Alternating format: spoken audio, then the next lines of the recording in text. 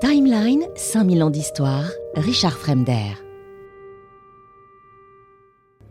La presse publie donc à ce moment-là des articles sur l'assassinat de Marianne Nichols.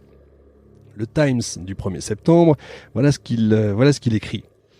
Un autre meurtre de la pire espèce a été commis dans le quartier de Whitechapel dans les premières heures du vendredi 31 août, mais par qui et pour quel motif demeurent encore des questions sans réponse. À 4h moins le quart du matin, le police constable Neal effectuait une tournée dans Bucks Row, Whitechapel, lorsqu'il aperçut le corps d'une femme allongée sur le bord du trottoir. Il se baissa pour la relever, croyant qu'elle était ivre, et découvrit que la gorge avait été tranchée presque entièrement d'une oreille à l'autre. Elle était morte, mais encore chaude. Il demanda assistance et l'envoi d'un médecin. Le docteur Llewellyn, dont le cabinet ne se trouve qu'à 100 mètres de l'endroit, fut réveillé et s'habilla pour rejoindre les lieux sur le champ. Après un examen sommaire, il découvrit que, outre la plaie béante à la gorge, la femme avait été frappée à de nombreuses reprises à l'abdomen. La police ne propose pour le moment qu'une seule théorie, celle d'un gang de brutes du voisinage qui, faisant chanter les infortunés, se venge de celles qui n'ont pas d'argent. Il se base pour cela sur le fait que 2 autres femmes ont été assassinées dans le district ces 12 derniers mois par des moyens quasiment similaires. L'une très récemment, le 7 août, leur corps ayant été laissé dans le caniveau lors des premières heures de la matinée. En examinant le lieu du crime, il est difficile d'imaginer que la victime ait reçu sur place ces blessures mortelles. Si cette femme avait été tuée là, il était pratiquement impossible de croire que ces cris n'avaient pas réveillé le voisinage. Cette spéculation journalistique, la dernière là, et la faible quantité de sang retrouvé vont donner naissance à beaucoup de théories concernant l'éventreur, dont celle du complot royal qui veut que Marianne Nichols et les autres victimes aient été tuées à l'intérieur d'un fiacre avant même que leur corps ne soit déposé dans les rues de Whitechapel. Voilà comment démarre, si vous voulez, une légende urbaine. Dès le 4 septembre 88, vous avez beaucoup d'articles qui vont paraître dans la presse qui traitent d'un mystérieux suspect surnommé Leather Apron, tablier de cuir en français. Des prostituées indiquent effectivement que, depuis pas mal de mois, elles ont été menacées par un homme décrit comme costaud, à la nuque très épaisse, de petite taille, âgé de 38 à 40 ans environ, portant une casquette et un tablier de cuir. Et d'après un article du Star, en date du 5 septembre, tablier de cuir se déplace silencieusement et de manière sinistre. Il fait chanter les prostituées à l'aide d'un couteau aiguisé et les menace en déclarant « Je vais vous éventrer ». Son aspect physique le plus notable est qu'il est très certainement juif car, comme le signale un autre éditorialiste, aucun Anglais n'est capable d'un acte aussi barbare qui ne peut être le fait que d'un étranger. Qu'il soit décrit comme juif devient donc rapidement le trait dominant de tablier de cuir et vous avez l'East London Observer du 15 septembre qui signale que samedi dans certains quartiers de Whitechapel, des foules se sont rassemblées dans les rues et certains individus adoptent une attitude menaçante envers les Hébreux du district. Heureusement, la présence de nombreux policiers dans les rues permit d'éviter la formation d'une émeute.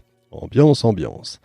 Le district a été l'objet le 7 septembre dans un rapport adressé à Scotland Yard de beaucoup de menaces comme ça, de beaucoup d'émeutes qui se sont déclarées, qui ont été rapidement arrêtées, mais enfin quand même de plus en plus, on va dire, ça gronde, la haine est en train de monter. En plus, on a l'impression que la police ne fait strictement rien.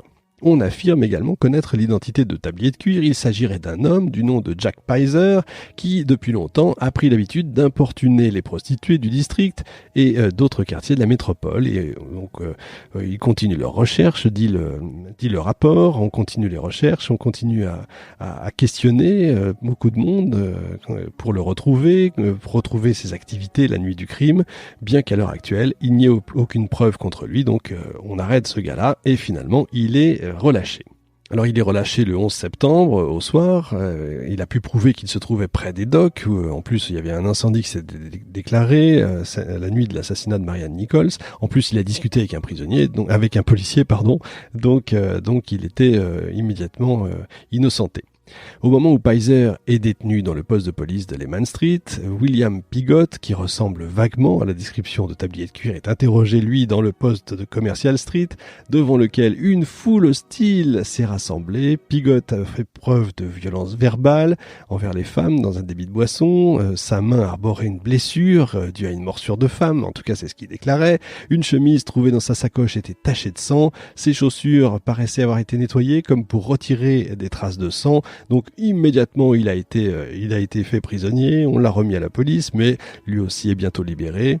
Vous avez également un ancien boucher qui est arrêté l'espace de quelques jours, après on le relâche, on va même l'envoyer on va l'interner parce qu'il était quand même pas tout à fait clair dans sa tête. Bref, pendant toute l'année 88, la police ne va pas arrêter d'interroger.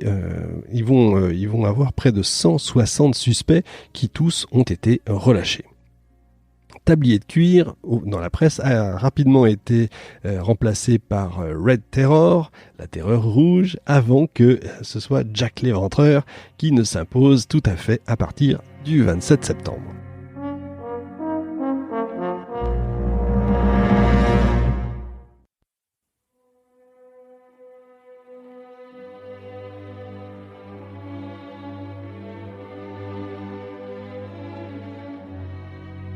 Passons maintenant à Annie Chapman qui est née Eliza Smith. Elle mesure 1m52. Annie Chapman est assez forte. Elle a le visage ingrat, recouvert d'une chevelure châtain foncé, marqué par un nez épais, des yeux bleus. Le docteur Phillips, qui va effectuer son autopsie, indique qu'elle souffrait de malnutrition et de maladies très graves des poumons et du cerveau qui, de toute façon, l'auraient probablement tuée assez rapidement, toute seule. Alors on connaît ses ultimes faits et gestes dans la nuit du 7 au 8 septembre. Nous connaissons tout ça. Vers 5h30 du matin, Elizabeth Darrell voit une femme qu'elle identifie comme étant Annie Chapman discuter avec un inconnu sur le trottoir du 29 Hanbury Street. Son témoignage est très important parce qu'il est fort probable que le compagnon d'Annie Chapman ait été justement Jack l'Éventreur. La description qu'elle en donne a été publiée dans le Guardian du 12 septembre 88 et lors de l'enquête officielle où le témoin est cette fois consigné sous le nom d'Elizabeth Long. Mrs. Long, voilà ce que dit donc le Guardian, Mrs. Long indique que le matin du samedi 8 septembre, elle est partie de chez elle en direction du marché de Spitalfields. Il était 5h30 du matin, elle est absolument certaine de l'heure car l'horloge de la brasserie venait juste de sonner lorsqu'elle arriva à hauteur du 29 Hanbury Street. Elle vit un homme et une femme qui parlaient devant le numéro 29. Le dos de l'inconnu était dirigé vers Brick Lane, alors que celui de la femme était dans la direction du marché. Ils étaient très proches des volets du numéro 29. Le témoin aperçut le visage de la femme. Elle a reconnu cette femme à la morgue comme étant la victime. Elle n'a pas vu le visage de l'homme, mais elle est sûre que son teint de peau est sombre. Il portait un chapeau de chasse marron, et elle pense que son manteau était de couleur foncée. Elle est incapable d'indiquer son âge, mais il paraissait avoir plus de 40 ans, et une taille un peu plus grande que celle de la victime qui mesurait 1m52. À ses vêtements, on aurait dit quelqu'un qui s'efforçait de sauver les apparences. Il semblait être d'origine étrangère.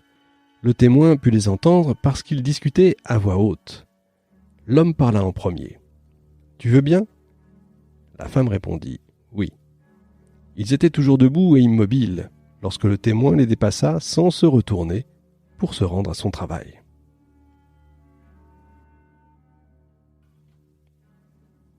Alors pourquoi peut-on penser que l'inconnu était très probablement Jack l'Éventreur ? Eh bien tout simplement à cause du témoignage d'un jeune charpentier, Albert Kadosh, ou alors Kadosh tout simplement, suivant les articles des journaux, qui résidait au 27 Hanbury Street. Alors qu'il se trouvait, lui, à 5h30 du matin dans la cour de son immeuble, Kadosh a entendu une voix de femme s'écrier « Non !» dans la cour adjacente du 29. Quelques minutes plus tard, il entend ce qu'il perçoit comme le bruit de quelque chose de lourd, qui tombe contre la barrière de bois séparant les deux cours. Mais comme il n'entend plus d'autres bruits, ses soupçons ne sont pas éveillés, et il part travailler. En passant devant l'église de Spitalfields, qui est assez proche, il voit qu'il était 5h32. Il ne remarque personne dans Hanbury Street en sortant de l'immeuble.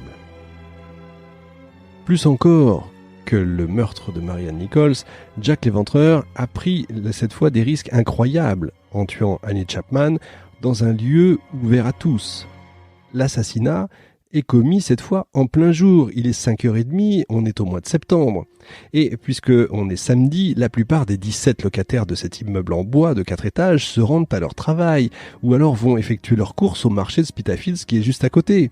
les risques sont d'autant plus grands que l'éventreur est resté au minimum un quart d'heure sur place pour accomplir ces mutilations. Cette estimation est donnée suite à l'autopsie du corps par le docteur Phillips. Or, le cadavre d'Annie Chapman est découvert aux environs de 6 heures du matin par John Davis, un locataire de l'immeuble. Le corps est allongé sur le dos, parallèlement à la barrière de bois, la tête adossée aux marches de pierre, la robe est remontée à hauteur des genoux, tandis que les intestins de la victime ont été placés sur son épaule gauche. La police arrive presque immédiatement sur les lieux et fait fouiller la cour. On découvre une enveloppe déchirée, ainsi qu'un tablier de cuir appartenant à John Richardson et qui relance brièvement d'ailleurs la polémique sur le mystérieux tablier de cuir. L'enquête concernant l'enveloppe porte la signature d'un M, arbore l'emblème d'un régiment du Sussex. Ça va rien donner parce que ce type d'enveloppe est largement répandu dans le commerce. Le docteur Phillips arrive sur place vers 6h30. En examinant le corps de plus près, il trouve des objets disposés de manière ordonnée au pied d'Annie Chapman. Vous avez 2 peignes, un fragment d'étoffe grossière en mousseline, 2 pièces d'un quart de penny. Quelque temps plus tard, la presse va mentionner que les pièces de monnaie et les 3 bagues de cuivre ont appartenu à Annie Chapman et étaient disposées de façon symétrique. Ce qui était totalement faux, puisqu'en fait les 3 bagues avaient été très certainement emportées par l'assassin. Cette erreur, véhiculée d'ailleurs par la presse, devait quelques décennies plus tard alimenter certaines théories, des théories on va dire peu farfelues. Timeline, 5000 ans d'histoire, Richard Fremder.